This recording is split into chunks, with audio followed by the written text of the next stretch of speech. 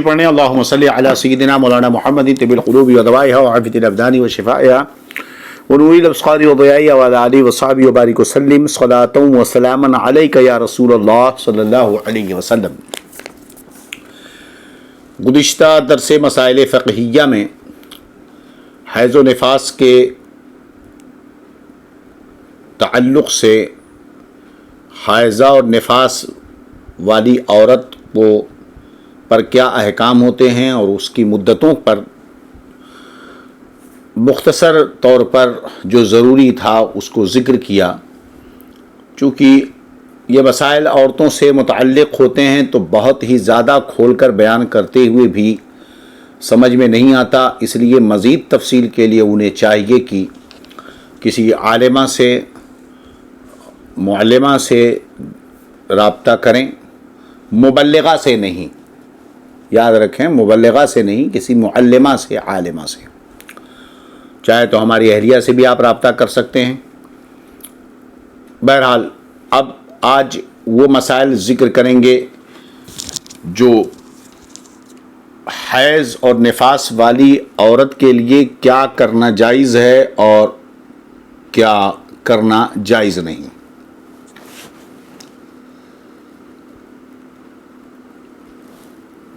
یاد رہے کہ حیض اور نفاس والی عورت کو قرآن مجید پڑھنا دیکھ کر یا زبانی، اسی طرح اس کا چھونا، اگرچہ اس کی جلد یا چولی یا حاشیہ کو، ہاتھ یا انگلی کی نوک یا بدن کا کوئی حصہ لگانا، یہ سب حرام ہے۔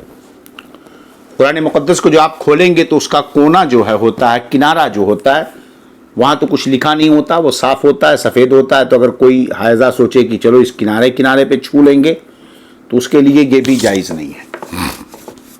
اسی طرح ہاتھ میں کوئی پینسل یا لکڑی یا اسکیل کے ذریعہ جیسا کہ کرتے ہیں، جب وہ ہاتھ میں پکڑ لی تو اس سے بھی جائز نہیں ہے۔ بات سمجھ میں آ رہی کہ نہیں؟ اس بات کا بھی خیال رکھیں۔ کاغذ کے پرچے پر کوئی سورہ یا آیت لکھی ہو اس کا بھی چھونا حرام ہے، اسی طرح پڑھنا بھی حرام ہے، زبانی بھی اور دیکھ کر کے بھی پڑھنا جائز ہے، حیض اور نفاس والی کے لیے جائز نہیں ہے۔ ہاں، جزدان میں قرآن مجید ہو تو اس جزدان کو چھونے میں حرج نہیں ہے۔ اسی طرح حیض اور نفاس کی حالت میں اگر ہے عورت اور وہ کرتا پہنے ہوئے ہے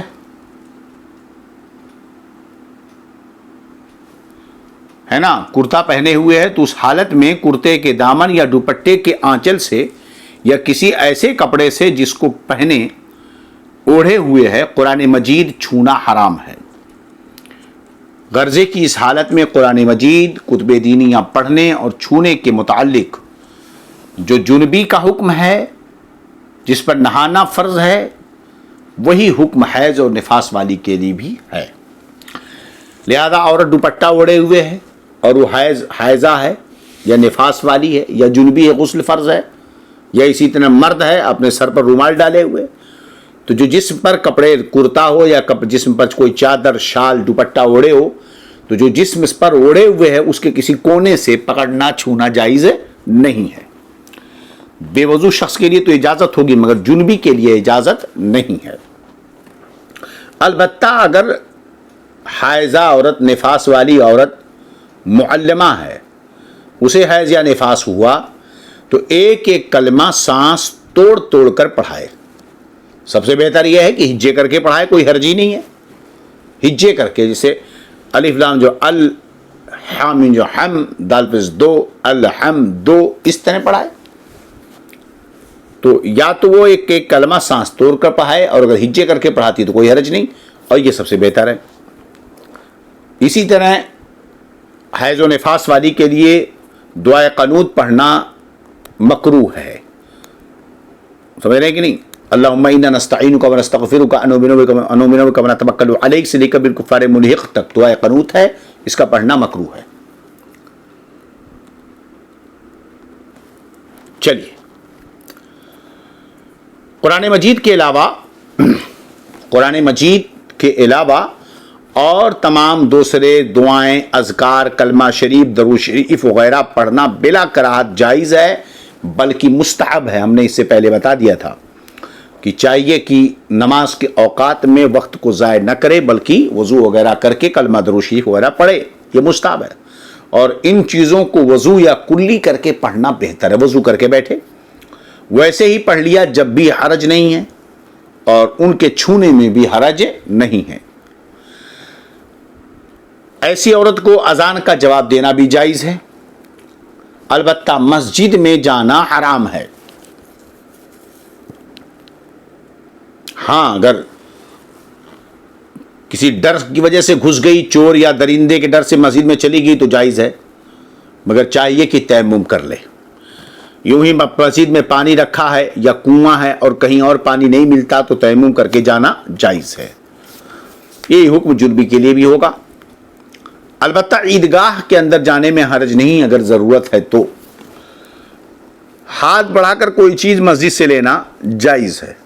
جیسا کہ آپ نے حدیث پڑھی نا، سنی پیچھے، کہ سرکار نے کہا تکیہ اٹھاؤ، تو انہوں نے کہا میں حائضہ ہوں، تو فرمایا سرکار نے کہ تیرے ہاتھ میں حیض نہیں ہے۔ خانہ کعبہ کے اندر جانا، اس کا طواف کرنا، اگرچہ مسجد حرام کے باہر سے ہو، حائضہ عورت کے لیے حرام ہے۔ اس حالت میں روزہ رکھنا اور نماز پڑھنا بھی حرام ہے، اگر جائز سمجھے گی تو کفر بھی ہے۔ ان دنوں میں نماز معاف ہیں، ان کی قضا بھی نہیں ہے، یاد رہے، اور روزوں کی قضا اور دنوں میں رکھنا فرض ہے، نماز کی قضا نہیں ہے، معاف ہے۔ ظاہر سی بات ہے، ایک عورت کی مدت حیض کی 10 دن ہے، ایک دن میں نماز 5 وقت کی، 10 دن میں ہوئی 50 وقت کی۔ اگر اس کے اوپر قضا لازم کر دیا جائے تو یہ حرج ہے، مشقت ہے، مشکل ہے عورت کے لیے، اس لیے معاف ہے۔ مگر روزہ تو ایک روزہ قضا ہوا تو ایک ہی رکھنا ہے، 10 روزے رکھنے ہیں، اور سال میں ایک بار آتا ہے، اس لیے روزوں کی قضا ہے، نماز کی نہیں۔ نفاس والی کو 40 دن نفاس اگر ہوا تو 40 دن کی نماز ہے نا، 200 وقتوں کی نماز ہو گئی، ایک دن میں 10 ہوئی ہے نا، 2 دن میں 20 ہوئی، تو آپ جوڑ لیجئے کتنے وقت کی نماز ہو گئی، ہاں؟ تو اب اتنی وقفوں کی نماز کیسے وہ قضا ادا کرے گی؟ تو اس کے لیے مشقت ہے۔ الدین یسر، دین میں آسانی ہے نا، تو دین سختی، لا یکلف اللہ نفسا الا وسعہا، تو روزوں کی قضا اسی لیے نہیں ہے، البتہ جو ہے کس کی قضا ہے؟ نمازوں کی قضا، روزوں کی قضا ہے مگر نماز کی قضا نہیں ہے۔ اب نماز کا آخر وقت ہو گیا اور ابھی تک نماز نہیں پڑھی ہے کہ حیض آ گیا۔ مثلا ظہر کا وقت ختم ہوتا ہے 4:25 پر، اور 4:20 ہوا اور ابھی تک اس نے نماز نہیں پڑھی تھی کہ حیض کا وقت، حیض آ گیا، یا بچہ پیدا ہوا، تو اس وقت کی نماز معاف ہو گئی، اگرچہ اتنا تنگ وقت ہو کہ اس نماز کی گنجائش نہ ہو۔ 4:25 پر ظہر کا وقت ختم ہوتا، ابھی تک نہیں پڑھی تھی، 4:26-27 ہو گیا، 4:25 پر ختم ہو رہا تھا ظہر کا وقت، 4:23 پر اس کو حیض آ گیا، تو اس وقت کی نماز معاف، کیونکہ آخری وقت اسے ملا تھا، نہیں پڑھی، اور آخری وقت میں وہ حیضہ ہو گئی ہے۔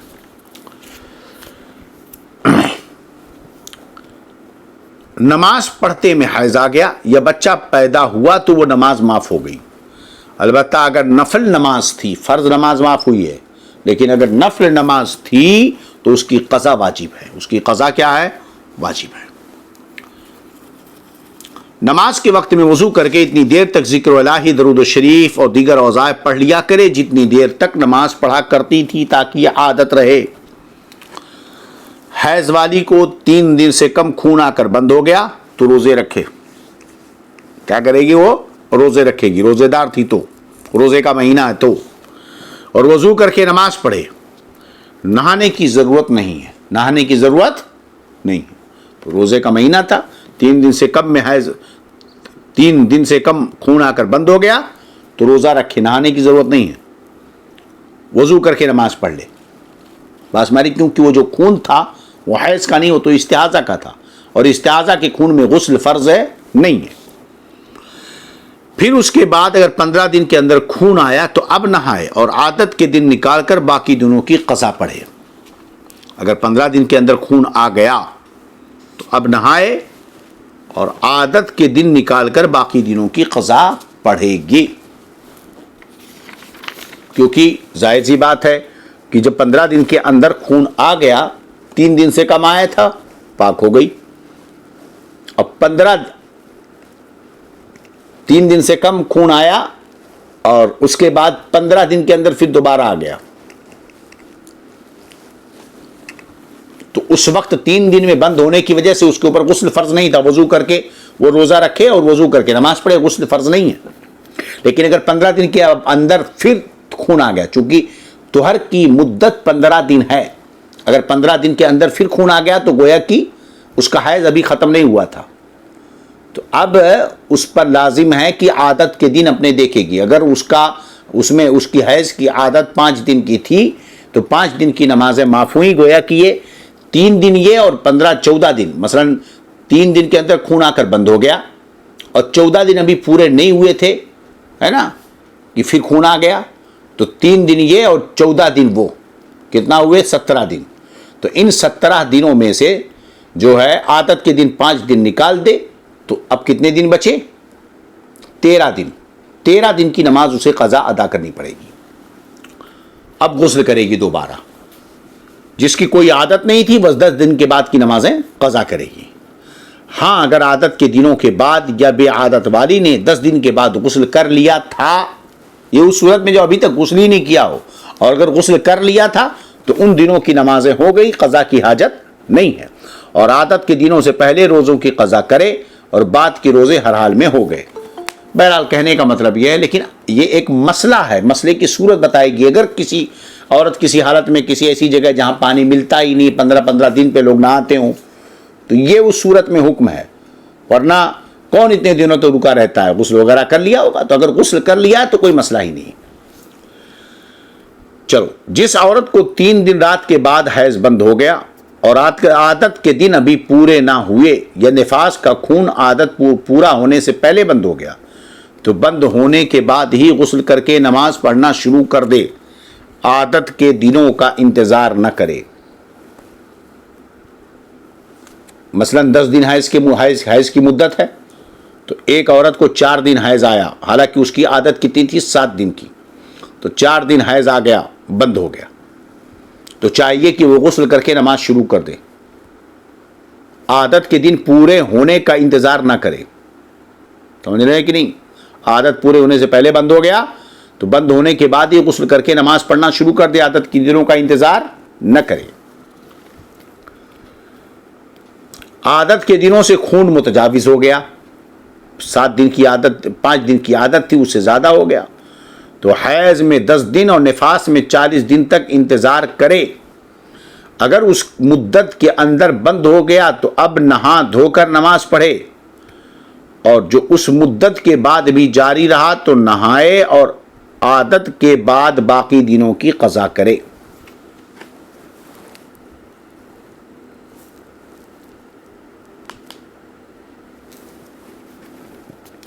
دونوں مسئلے کو سمجھیں. عادت کے دنوں سے خون متجاوز ہو گیا تو حیض میں 10 دن اور نفاس میں 40 دن تک انتظار کرے گی.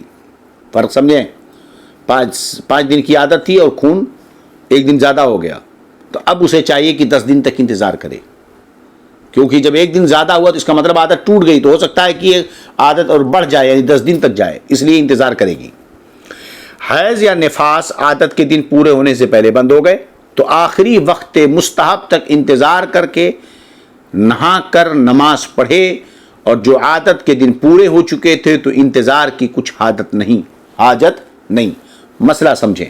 ایک عورت کی عادت تھی کہ وہ 5 دن اس کو خون آتے تھے، مگر اس بار ایسا ہوا کہ 4 ہی دن آئے، تو چوتھے دن جب اس کا خون بند ہوا تو اسے چاہیے کہ مثلاً چوتھے دن 1 بجے اس کا خون بند ہوا، تو اسے چاہیے کہ کم سے کم 3:30 بجے تک، اور 4:25 پر ظہر کا وقت ختم ہوتا اور 1 بجے خون بند ہوا، تو اسے چاہیے کہ تقریباً 4 بجے تک 3:30 بجے تک انتظار کرے. اگر خون دوبارہ آ گیا تو پھر اسے نماز پڑھنے کی ضرورت نہیں، اگر خون نہیں آیا تو غسل کر کے نماز پڑھے گی. یہ مسئلہ ہے. چلیے، تو مدت مستحب وقت انتظار کرے، اور جو عادت کے دن پورے ہو چکے ہیں، اور اگر 5 دن اس کی عادت تھی اور 5 دن پورے ہو چکے تو جیسے خون بند ہوا اب انتظار کی ضرورت نہیں، غسل کر کے وہ نماز پڑھے گی. چلیے، آج کی گفتگو بس یہیں تک. اللہ رب العزت دارن کی سعادت برکتیں عطا فرمائے. السلام علیکم ورحمۃ اللہ وبرکاتہ. اشہد ان لا الہ الا اللہ واشہد ان محمدا عبدہ ورسولہ. السلام علیکم.